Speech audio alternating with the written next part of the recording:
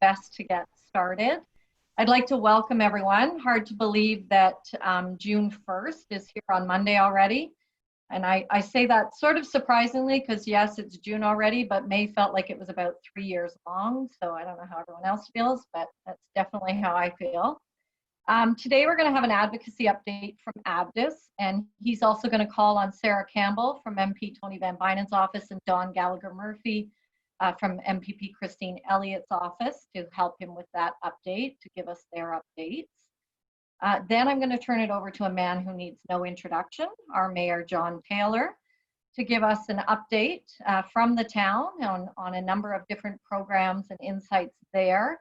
And then we are going to open it up for questions and answers. As usual, I would ask you to use the chat function for your questions. It will just help us see them better and also kind of eliminate where there's duplicates.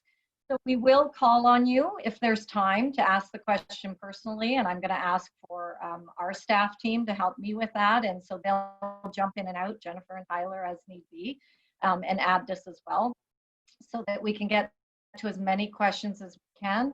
If we do call on you for your question, and we'd really like to, please keep it as short and concise as possible. We'd like to get to as many questions as we can. Before we start, just a couple of announcements. Our Tuesday morning call this week, 8:30 in the morning, that's our networking call. We're going to have economic development for the town of Newmarket on with us, and they're on this call today. I think Chris Callio and Elizabeth Hawkins are both on the call. They're going to join us on Tuesday to give us an update on some of the business support programs, as well as the town of Newmarket licensing and regulatory services. We're going to kind of give us an overview of what they'll be looking for in terms of regulations and protocols as businesses begin to reopen. Next Friday, we're working on a call that will break everyone out into specific groups based on your sector. So we'll do a bit of an overview on what you need to, basically regulations that you need to think about as you're reopening your business. But then we're looking for industry associations to come on, and we'll break out in specific groups like general business, restaurant, retail, hair salons. So you can hear from the specific associations what they're looking for, best practices and regulations. So that's what we're working on for next Friday's Zoom at noon. I always make that mistake. So we hope to have more announcements on that shortly. Finally, we did a link yesterday from Facebook about a business grant, a small business grant. I had a few people ask if it's legit. Yes, it is legitimate. That link, they are offering $5,200 to small businesses, and Newmarket is in that catchment area. So it's a legitimate link, and you can fill it out to apply for that funding. $3,000 is a grant, and I think the other $2,000 is in credits, ad credits. So it's definitely, if it's something that you're interested in, go on and apply. The deadline is June 2nd. Lastly, we're doing a virtual home show. So it's not replacing our home show. It's us dipping our toe into the water to try and see if there's an appetite for the digital side of this. It's launching tomorrow.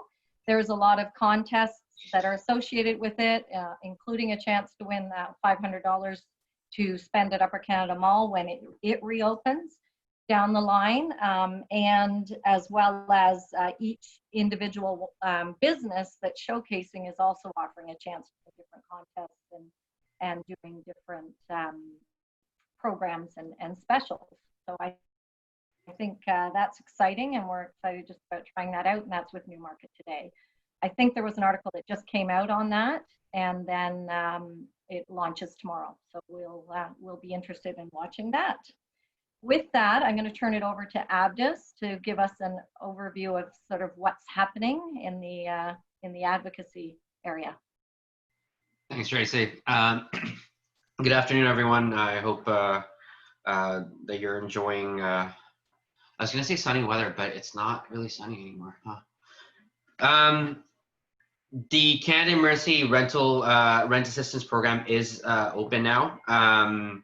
To qualify, you have to be a small business paying less than $50,000 per month in gross rent, with annual consolidated revenues less than $2 million.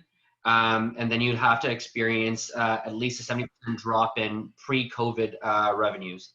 Nonprofits and charities are eligible to qualify for the rent assistance. And then the CEBA was also expanded. I believe my colleague Adam would have covered this in last week's update. But now applicants with payroll lower than 20,000 are eligible. It is targeted at the sole proprietors. And all you need is a business operating account at a participating financial institution, a CRA business number, and you would have to have filed a 2018 or 2019 tax return. And then eligible non-deferrable expenses between 40,000 and 1.5 million. And eligible non-deferrable expenses could include costs such as rent, property taxes, utilities, insurance. I'm going to say right from the get-go that we know and government is aware of some of the concerns around the rent assistance program. There's some confusion on part of for landlords as well as to what this entails for them. But more importantly, we know that certain landlords are not opting in. We are tracking that. They are tracking that. June 1st is going to be telling. We've been pushing for a shift from landlords to business owners, letting business owners qualify for the rent assistance directly, apply like they would for the SUS or the CEBA. Apparently, this is something that they're looking at, they're monitoring, but I want to say that we are aware, and I've received a lot of your emails on concern as to whether landlords are complying or not, or they're participating in the program. And it is something that we're tracking. We're taking this to the federal government on a daily basis. CMHC is aware, but again, June 1st is really going to be the telling point. There was an interesting question that came up on whether if your landlord is not a Canadian citizen, can they apply for the rental assistance program? And when we asked CMHC, they said they certainly can, so long as the other provisions of the program are met. It doesn't preclude, it's not tied to the landlord being a Canadian citizen or not. Ultimately, this program is meant to benefit you. So if there's a concern from your landlords, or if they're saying that they can't qualify because they aren't Canadian citizens, that's not the case. The unconventional mortgage is, I believe there was a change to that. I'm trying to get some clarification, but as soon as I have more details on that, we will definitely relay to you. And the other thing that's come up more and more is questions around reopening now. How do you protect your workplace, and how do you enforce social distancing in terms of customers? There is no clear-cut guidelines from the clear-cut legislation or enforcement of policies from the province. We did have someone from the workplace safety prevention service join us last week, and they gave an overview on some things that you could implement in your business. But I just want to clarify, these aren't mandatory. Sorry, they're recommended, and it's something that we would strongly advise businesses to follow, but there's no enforcement on their part. And the province hasn't come in and set clear enforcement guidelines around COVID, neither for businesses or consumers. I believe they are working on that. And I know Dawn, I see Dawn on the line, maybe she can provide a bit more clarity there. But I'd recommend that you look at that webinar. There's some really great information there, but just on the enforcement on whether a customer can do has to observe social distancing within your store. Well, that's your prerogative. You're more than allowed to say to a customer that if you're not wearing a mask, you can't come in, or if you can set the threshold for how many customers can be in one store if you feel that it's necessary to protect your employees in your workplace. And then the nuances of whether if you're a retailer and every item has to be cleaned afterwards. That none of that is enforceable right now. But again, I think best practices are what you want to follow. So anyways, that's it from me. If anybody has any questions, I'm more than happy to take them right now. Great. I love it. Abdus, were you going to call on Sarah from MP? And okay. Yeah. So Sarah, are you on the line? Yes, I'm here. Okay, so I will turn it over to Sarah Campbell from MP Van Bynen's office for a snapshot of what the federal government has been up to and what's been rolled out this week. Yeah. Good morning, everyone. I'm here on behalf of MP Van Bynen. He's unable to join us this morning, but he would like to give you a quick update on some of the key federal programs and updates for this week. So as Abdus mentioned, the Canada Emergency Commercial Rent Assistance applications are now being accepted, and this will cover reduce rent by at least 75% for the months of April and May retroactively, and June for their small business tenants. I can put a link in the chat in a moment for you if anyone would like to have a look at that, and that'll be administered through CMHC. So MP Van Bynen also wanted to just remind all of our businesses here in the riding of the Business Resilience Service, which is a partnership with the Canadian Chamber of Commerce and the Government of Canada to provide advice to small and medium-sized businesses, non-for-profits, and charities. That link I will also put in the chat if that will be helpful. So this program will be provided for 4 weeks, starting May 25th, and it will run for 4 weeks. And there's also a phone number I'm going to put in the chat for you. So the program will be delivered to organizations free of charge. And finally, so on May 15th, the CEWS was extended for an additional 12 weeks until August 29th. And Finance Canada has now launched a consultation process for businesses of all sizes from every sector, labor representatives, non-for-profits, and charities. They would like to hear back from you on how the Canadian Wage Subsidy Program could be adapted. And I'm going to put that link in the side chat. And as a reminder, everyone is welcome to contact MP Van Bynen by email or phone if you have any questions. We can assist you with that or connect you with the links or departments for additional information or assistance. And so that's our update for this week. Back to you, Abdus. Thanks, Sarah. Dawn, are you available to provide any update from the province? Anything that you wanted to add? Good morning, everybody. On behalf of Christine Elliott, our MPP for Newmarket, Aurora, thank you very much for hosting these meetings. This is great support for the local community. As far as updates are concerned, there's really just a couple of items I want to bring to people's attention because this probably got lost in the shuffle of COVID-19. I don't know if anybody's aware, but this week, May 24th to the 31st, is Tourism Week. So I think that's got lost because Ontario's tourism industry has been severely impacted by the COVID-19.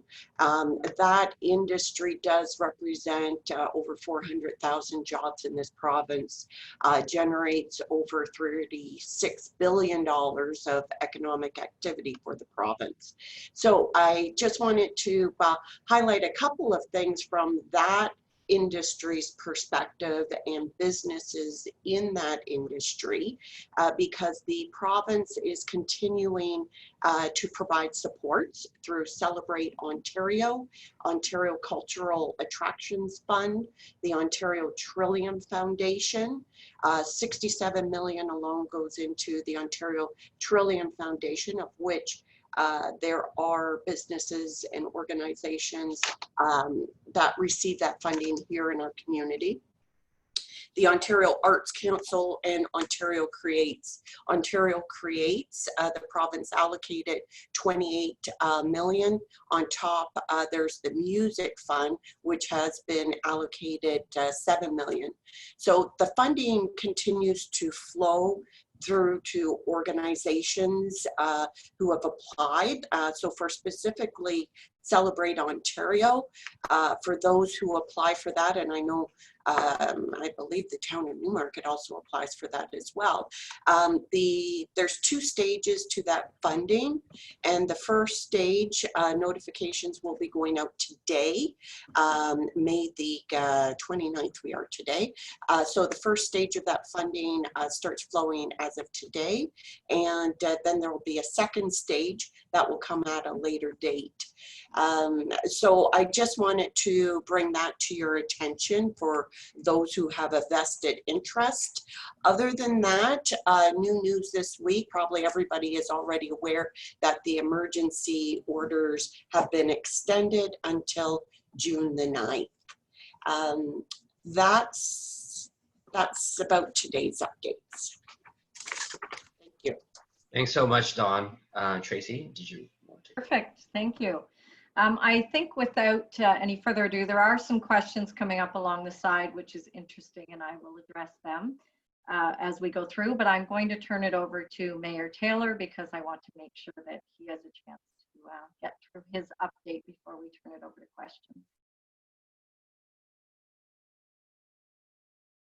All righty, well, hi everybody. It's great to be here and to join the group again and to just share some information, some of my thoughts on where we're at and where we're going. And I thought I'd start with actually, I think perhaps we all know some of the numbers in the U.S. With CNN and the like better than we know some of the numbers here. And I think it's important to just quickly review some of the COVID-related numbers as it sets the context for the discussion I think we're going to have. Just to start with, right now there's been 2,364 cases of COVID in York Region, about 205 in Newmarket. So that's 4 additional ones from yesterday for Newmarket, 38 additional cases for York Region from yesterday. On the upside, of the 2,364 cases in York Region, 1,561 of those have been resolved. And Newmarket, even with 205 cases, 146 have been resolved. So we have about 37 active cases in Newmarket, but we have additional cases every day. On a more somber note, there's been now in York Region 193 deaths, and in Newmarket there's been 22 deaths.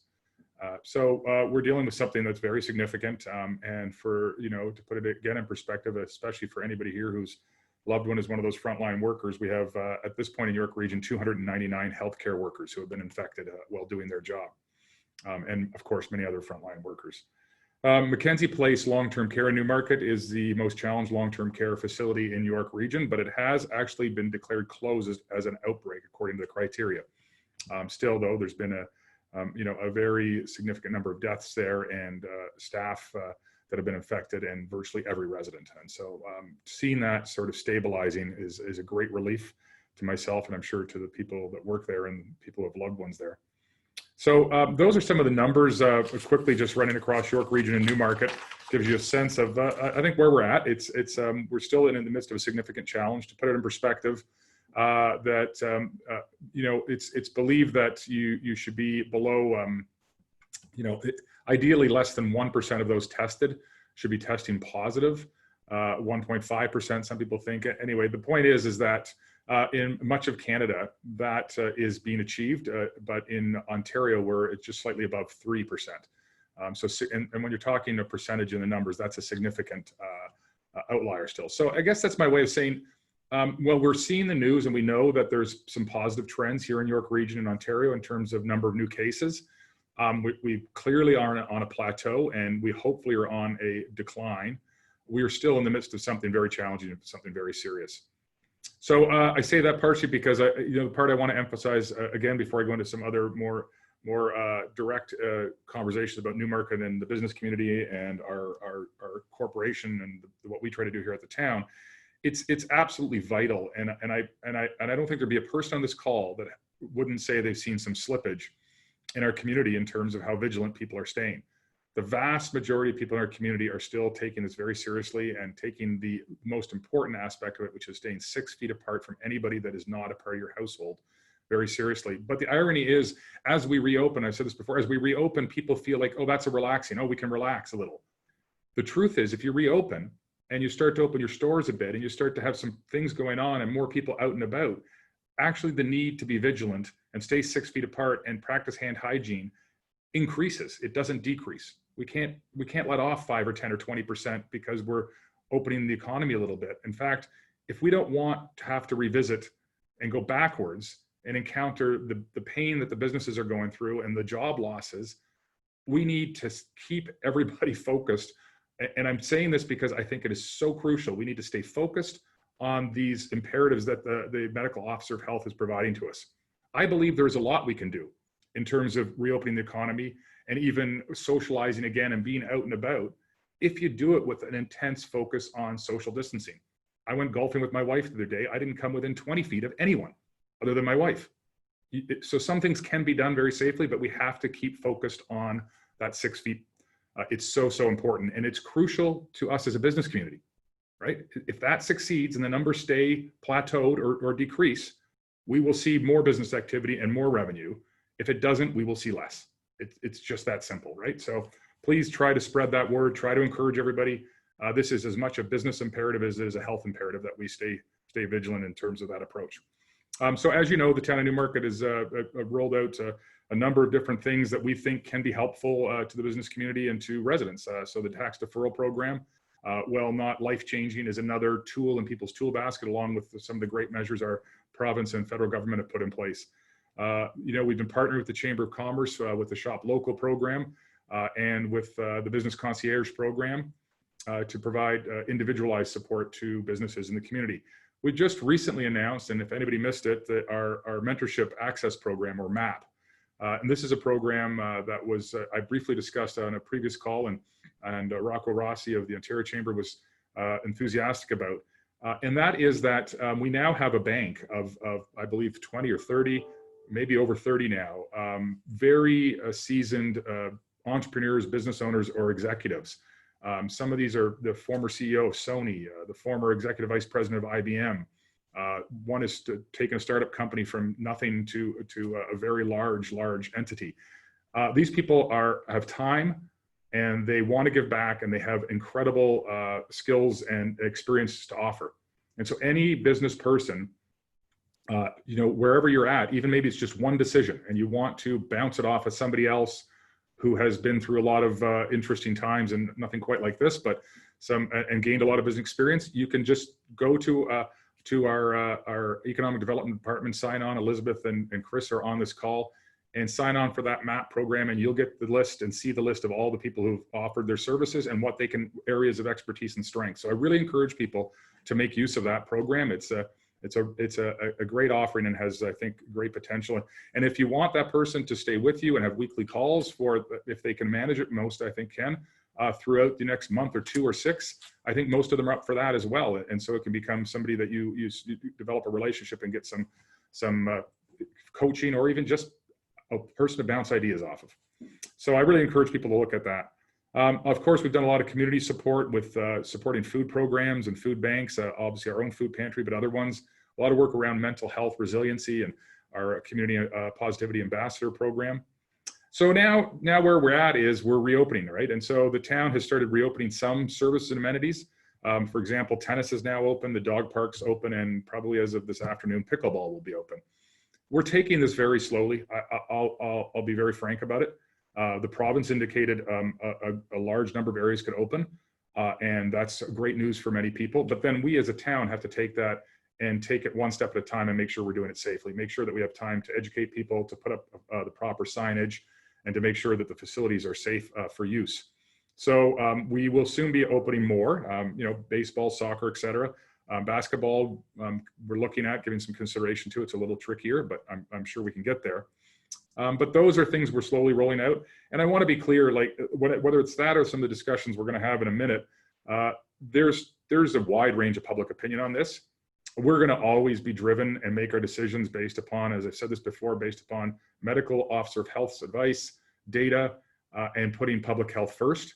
But we also, a very close second is wanting to support our business community, wanting to support our residents, and wanting to allow as much as is reasonably possible. But there's a wide range of public opinion. I hear it every day. Some people think we need to be more cautious, that there's risk involved. They work on the front lines. They're concerned for their elderly parents. And some people are very passionate about that. And then there's other people who are very passionate that we should be, doing everything we can to possibly open everything as quickly as possible. And so, and there's all kinds of positions between that. And I'm sure we have, even on this call, positions along that spectrum. So we're trying to find a safe approach to moving forward. But we've got to put safety first. So as you may have heard, we recently announced that we were canceling our summer camp program. The summer camp program, camps are allowed by the province of Ontario. Well, they've announced that they are potentially allowed, which I think is a signal to where they're going, and they're taking things one step at a time too. And I think that's a prudent way to go. But they said that depends on the numbers. So I'm sure we'll hear something more definitive soon. And it also, I think they're going to provide some guidelines, and then our medical officer of health has to sign off on each camp and look at that, and we have to have our own guidelines. So basically, the long and short of it is our camp program is very large. We have one of the largest per population camp programs in Ontario. We offer about as many camps and camp spots as Brampton does by comparison. So a very large camp program. We had over 9,000 people registered. As it's structured, which is, first of all, much of it is in schools. Many of them are large groups with teenage supervisors. It simply couldn't go forward, and there's no way to modify it as it exists. So you have to cancel and deregister people. We've got to be very cautious here again. Schools aren't open, and our camps are supervised largely by teenagers. You want to be sure you can provide a safe environment. And so we had to cancel those programs. They could not move on. I mean, the schools are closed, so we don't even have those locations. That's close to half our camps alone. Then we have to figure out, when we get the guidelines, how many supervisors we need per camper, how many campers, in a certain space. So a gym that we might have had a camp in before that might have had 50 students might only have 20, 25 now. So we're looking at all that as we go. We're looking at, like almost every municipality, the possibility of a modified camp program. It'll serve a lot less people. It'll be more expensive and involve more supervision and maybe more mature supervision. But we're looking at that, and we're trying to move it forward because we know that a lot of people rely on those options to go back to work or to move their business forward. But we have to be careful and make sure it's safe. So we're going through that process as we speak about looking at a modified program, which I believe is pretty much the position almost every municipality in the GTA is in. I don't believe anybody is moving forward their traditional camp program. The other thing we're deeply engaged in, I suspect we might get a few questions about today, is when we receive guidance again from the provincial medical officer of health and our own medical officer of health around further openings. One of the big topics of discussion is restaurants and patios or outdoor space for other businesses. And so we're doing what we should do, which is it feels like we're meeting every day on this topic, but we're examining all kinds of models and options for approaches. There's a lot of ideas circulating and feedback that's being provided from businesses and from the public, and I've had a number of conversations with businesses. So we're looking at all of that. What I will say to you is this, is that we're committed to providing support to the business community and the restaurant community as they seek to reopen. And so we're going to find a way to facilitate some enhanced patio options. We've got to figure out what those are exactly. We need to consult with the chamber, with the BIA. Downtown is a little more unique and constrained. But we will be offering, and we want to offer as much as we can. Again, we have to put public health and safety first. So as many of you know, a great number of people have been suggesting, talking about, closing Main Street down, for example, and then having patios, large patios up front of restaurants. We're looking at that still, and we'll look at it throughout the summer. If we can't do it right away, maybe we can do it later. I'll just be frank, I'm a little hesitant on this. It's, if you have 14 or 16 or 18 large patios on a closed down Main Street, you're beginning to get close to creating a destination or a zone. And you know, when groups of 5 are the rule of safety right now, being the facilitator as a municipality of drawing hundreds, if not thousands of people to a destination is a very tricky thing to do. On the surface, it sounds great and I would love to. We still may be able to, or be able to at some point, but we've got to be cautious and again, put public health first. But I think there are a lot of options downtown and across town for private space and sometimes even public space to be utilized without creating a gathering spot with magnitude. So we're examining all that. We're meeting with the downtown next week. I'd like to meet with the chamber very soon, but I think there's a lot we can do to support that, and we'll be hoping that the province is also able to look at how liquor licensing, the duration of liquor licenses to support businesses so they don't have to reapply constantly in this unique time. And I know there's conversations going on about that, and I'm sure they're looking very closely at that. So that's another area where we're looking at what we can do. And then I'll just finish off with this. The town of Newmarket is a business that's in the business of serving and supporting our community, but it's still a business. And so we're working a lot at business continuity and trying to keep things moving and trying to keep our own organization and the businesses and the public that we support. And so, you know, we're processing planning applications. We're meeting online with people who are applying for various aspects of their business to try to keep that part going forward. And there's a lot of interest and renewed interest in planning process and applications and building permits. We're moving forward a number of road projects. So I will be the one to warn you now. Both Mulock and Davis Drive are going to get a micro resurfacing done. So Davis Drive will have lane closures and resurfacing. And I guarantee you close to half of you are thinking, are you kidding me? Didn't we just build that? So I'd like to be the first to explain to you that the best practice in the road industry is about every 5 or 6 years, 7 max, you do a micro resurfacing of the road and you can extend its life by 20 and 30 years. And so this is a standard practice in the region to do this, and Mulock's in the same boat. And it actually saves a lot of money and a lot of headache because road reconstruction is much more disruptive and longer. So this is simply a maintenance best practice. But the town and the region, and I've talked to both the town and the region, we're going to be doing several roads around town, varying levels of construction, some work in Ferry Lake parking lots just starting. Now's the time to do it, frankly.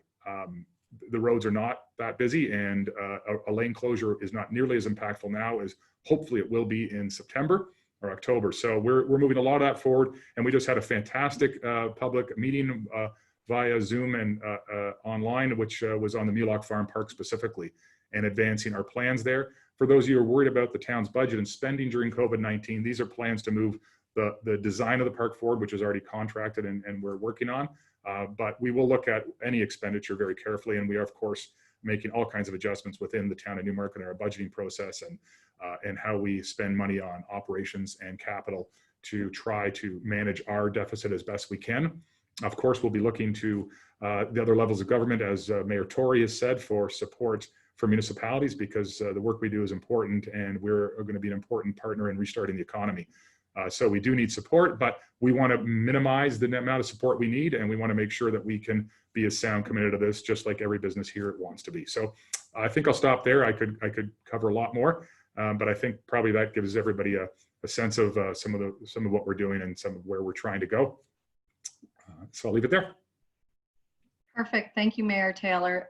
There's been some questions that have been answered along the side. So just in case you aren't watching the chat, somebody asked for a link to the Facebook small business grant. We've put that up.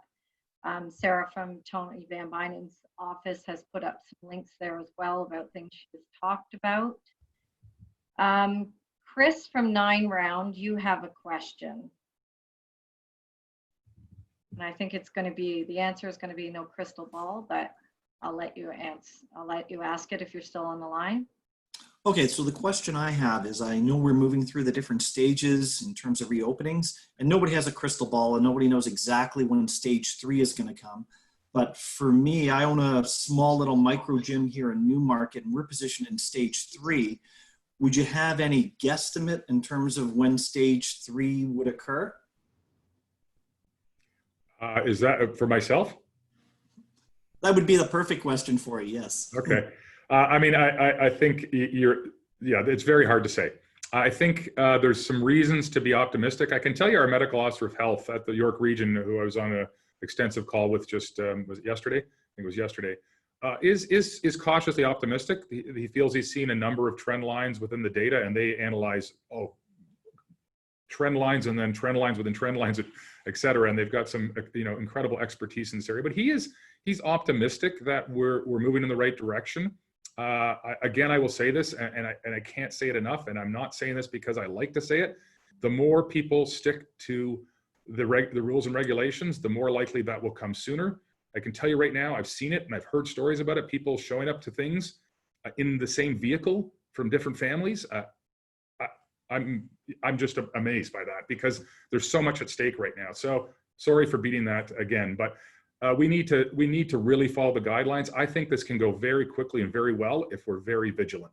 I think there's a lot we can do as long as we're cautious. We think about masks, we stay 6 feet apart, and we run our operation safely. But I'm going to go out on a limb and say I think that it is unlikely we see anything of the nature you're talking about in July and August. But hopefully, if the trends don't change, that it's very likely we'll see something into the fall. If it gets uncertain or it slips a little, it could be into next year. But that's pure speculation on my part. So you can take it for what it's worth. But from the information I read and hear and the opinions I read and hear, that's how it feels to me.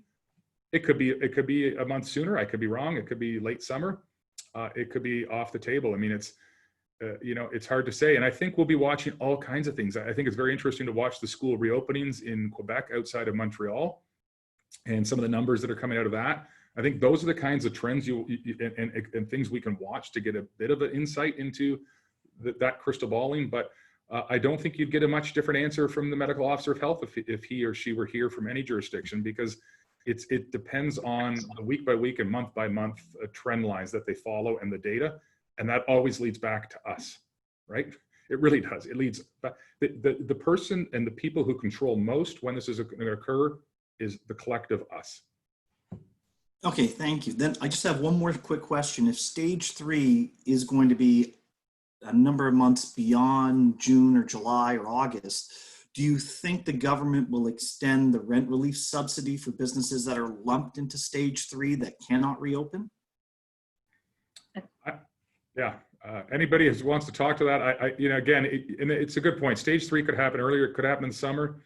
Again, my guess is that relief from all levels of government will be tied to the stages of reopening. I think that's only logical, and I think so far you've seen from the federal, provincial, and even the municipal on a smaller scale governments that they're there to help and they're trying to manage that. And I think logically it would be, but I can't speak with certainty. I don't know if Don or Sarah want to speak to that. Well, hi there. I think it's that as we move forward through each of the stages, I think both the provincial and federal governments they're having ongoing conversations, and that'll be communicated, to the province, to all the businesses and residents of the province, and I think they will keep everyone up to date. And I'm not sure if Dawn, do you have any thoughts on that? One thing I'd say to people, businesses, is that stay tuned. Everything is changing day by day. So what we might say to you right this minute could change next week. So that's the most I could say towards that. I think that the province and the feds have been working well and communicating on a daily basis. So I think there's nothing to say that that won't continue to happen ongoing. Hopefully we'll get through this faster than we're anticipating. But I agree with the mayor. It depends on the numbers and the trends of positive cases. Okay, thank you. And Chris, I would just add that the Chamber is continuing to advocate. The network, Ontario Chamber Network and the Canadian Chamber Network, and ABDIS is working very closely with them as well. And they are listening and working very closely with government. So we'll continue to bring your voice to those calls. So I appreciate that. Lynn, I see that you had a question as well. Are you still on the line, Lynn? Why don't I read it and then Lynn can add to it? It's, are private camps allowed to operate, such as cooking camps? And I imagine that depends on regulations as well. So my understanding is at this point, and Dawn, correct me if you think it's otherwise, but my understanding at this point is, well, the province has signaled that camps can be potentially reopened. The statement was subject to the numbers, and so I don't think a definitive direction on them opening has occurred yet. And I believe there will be guidelines that will be released either by the province or by the district medical offices of health. And so at this point, our interpretation is they are not allowed at this point, but we're waiting for a provincial direction or a final word. But it's been indicated that it's likely coming, which is, I think, a good way to do it, because then it allows certainly us and others to start to get ready and think about how to plan a safe environment. But my understanding is at this point, no. Okay, thank you. Dawn, is that your understanding? Correct. Correct. Tracy, if I can just jump in, Katie from Timeless Harmony, she was a few minutes late at the beginning, but with respect to the rent subsidy, if a landlord doesn't feel it's their responsibility to apply, where does she go from here is her question. Okay, and I think Abdus did address that, but I'll have Abdus jump back in. But the answer is they're watching that very closely. And trying to see what happens as of June 1st, which will be the telling date. We do know it's happening. I'm hearing it from other people as well, Katie, as is our economic development staff, I know. Abdus, do you have anything to add to that? Yeah, honestly, I'm being as transparent as possible. The calls that I'm on have about 1,000 plus industry associations on it. And our job is to represent and be an advocate for our members, regardless of whether we're the Retail Council of Canada or the Chamber of Commerce. And the message that we've sent to the government has been consistent, that landlords aren't opting in, and they need to really look at the program. I'm at a bit of a loss, and we've said this multiple times, on why this was designed through landlords. Where business owners should have been able to apply directly. Kudos to all levels of government for working collaboratively and getting this up there and running. But that gap has been consistent, something that we've been pushing on both the federal government and the provincial government from the get-go.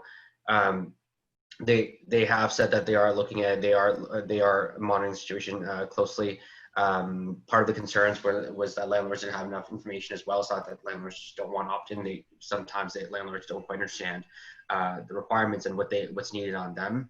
And we're trying to get those pieces clarified as much as possible. But we're tracking it. We're bringing that message to them every single day. June 1st really will be the telling point. I'm sorry I don't have a clear answer, but I'm just trying to be as transparent as possible on that front. It's fair. It's been one of the gaps we've seen along, and it's really hard that's the one that everybody's having the hardest time closing, that gap. But we're doing what we can on that one and not leaving it behind. I did see that Carol Shirtliff-Hines from my board, I'll do a call out. I noticed that Carol Shirtliff-Hines is on the call because she asked a question that I'll get to, as is Pierre Bonhomme and Josh Campbell from our board. So I just wanted to give a shout out to them. I also noticed that Councillors Christina Bazance and Kelly Broom joined the call, so as well, welcome.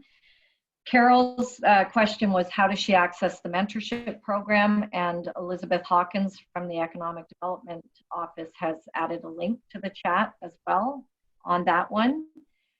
Greg Moulton from Matrix of Motion, I know that you had a very specific question. Don Gallagher answered with any businesses who require more information specific to their own situation to please contact the Stop the Spread business information line. And it's written there.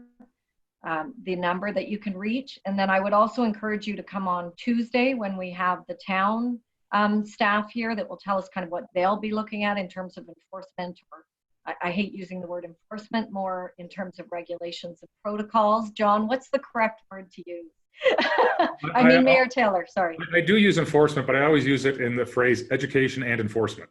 Right. Okay. Thank you. So they'll talk about education and enforcement and what they'll be looking for. And then next Friday's call, we'll have very specific industry associations online to help you. So there's that piece as well. Jennifer or Abdus, are you seeing additional questions? No, I have something though that sort of has come up, and I'm not sure if anybody's seen on Facebook.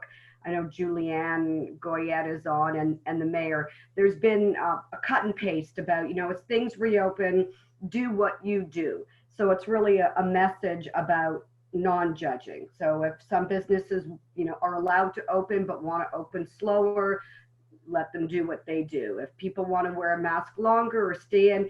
So I guess my question to the mayor for residents is how there is going to be a divide. There is already a divide with people having different opinions. So, are you keeping an eye on that to make sure that, people don't start to have this negative turn on each other and this tattletale mentality? Because I've seen it starting to surface just a little bit, and as a resident, it's a concern. So I'm just wondering what your perspective is on that. That's an interesting question. There's no question about it. I was speaking with someone from one of the newspapers the other day about how interesting it's becoming with the positions and ideas are polarizing a little bit. Not a lot. We're certainly not dealing with what the U.S. is dealing with, but you're seeing a difference of opinion for sure. And I guess how I feel is that there's an old quote: everybody's entitled to their own opinion. They're not entitled to their own facts. And the facts are the facts. The guidance from the medical officer of health is clear, and we all have the responsibility to follow that. And I don't want to encourage tattletaling, but the flip side of that coin is saying, so then let everybody do what they want, and don't judge if somebody's driving in a car with 6 people and they're hanging out the window. There is a point where we need to have a little bit of cohesion around the guidelines that have been provided by public health. We don't want to see Bellwoods Trinity Park. And I'm certainly, I'll be honest, I'm not going to stand by and not judge people. If we had a Trinity Bellwoods Park, I would be upset. And so there's a lot at stake here. There's not just people's health and frontline workers' health, but there is the economy, and businesses are at stake. And so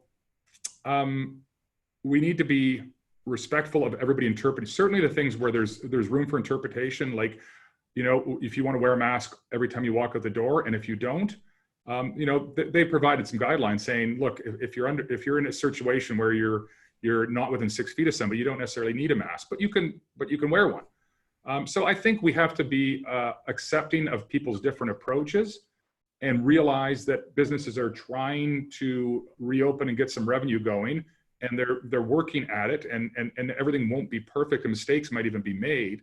But at the same time, not saying, but if you've decided you've had enough and you want to start, having 30 people in your backyard for a pool party, I think as a community, we have to sort of say, no, that's not okay. And I'll be honest with you, I've seen some people online saying, don't be that person, don't tattletale, etc. If you have somebody next door to you and they have 6 people in their backyard, well, they could all be family members. Probably mind your own business. If somebody's got 30 or 40 people, I guarantee they're not all from that household.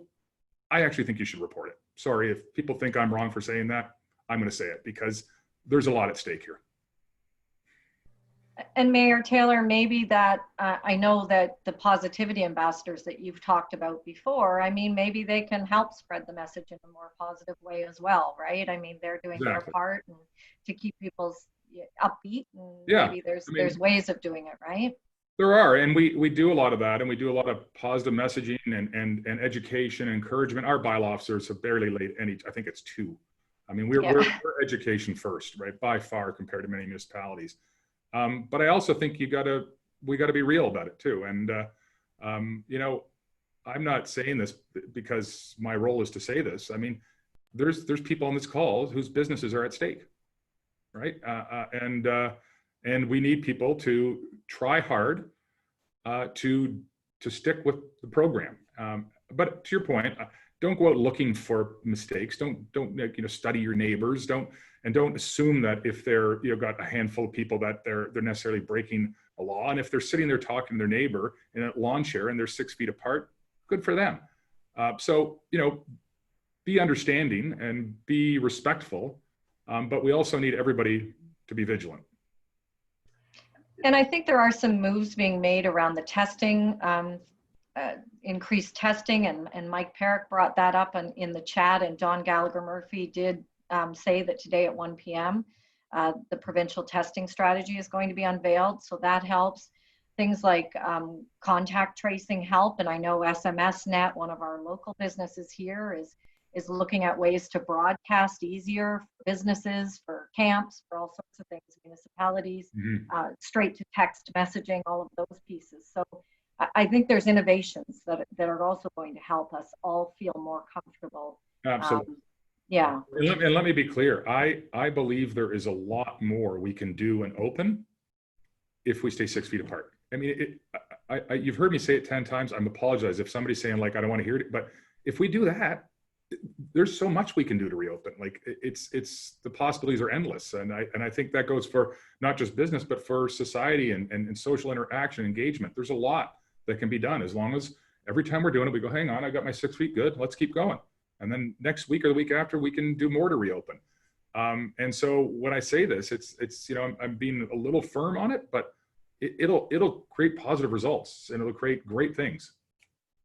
Yeah, and innovation always helps. So I mean, just keep in mind the 6 feet and innovate. Look at ways that it can be done. That's right.